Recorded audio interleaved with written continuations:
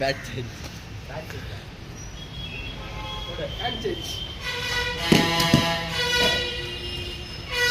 எத்தனை ஃபோர் எத்தனை ஃபோர் அது 7 8 4 ஒன்று 8 8 இங்கே போட்டு 2 பால் ஃபர்ஸ்ட் பால் இங்கே போட்டு second ball easy ball no ball no ball உங்கள் டீம்மேட் சொல்லியாச்சு. இதுக்கு மேலே சங்கத்துக்கு செகண்ட் பால் உன் டீம்மேட்டை கேளு. 2 பால் இங்கே போட்டேன், ஒரு பால் தான் அலோடு.